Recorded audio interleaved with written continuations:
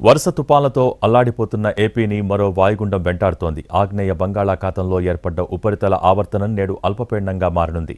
మరో 2 రోజుల్లో ఇది అతి తీవ్ర అల్పపీడనంగా బలపడనుంది.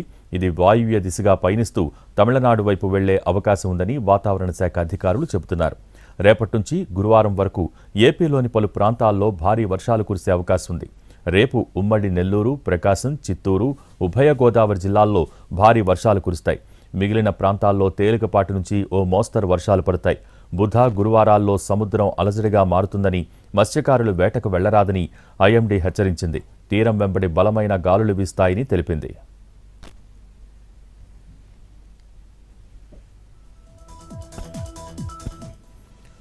ఉపరితల ఉష్ణోగ్రతలు, ఇతర వాతావరణ పరిస్థితుల కారణంగా బంగాళాఖాతంలో వెంటనే అల్పపీడనాలు ఏర్పడుతున్నాయి. ఈ నెల 7న ఏర్పడ్డ అల్పపీడనంతో ప్రకాశం, నెల్లూరు, చిత్తూరు జిల్లాల్లో భారీ వర్షాలు కురిశాయి. తమిళనాడును కూడా వాన ముంచెత్తింది. తాజాగా మరో అల్పపీడనం ఏర్పడబోతోంది.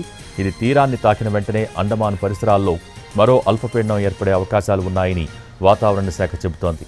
ఈశాన్య రుతుపవనాలు చురుగ్గా కదలటంతో వెంటనే అల్పపీడనాలు ఏర్పడుతున్నాయని ఐఎండీ అధికారులు చెబుతున్నారు.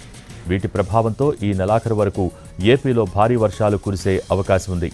ఇటు తెలంగాణలో చలి తీవ్రత భారీగా పెరిగింది.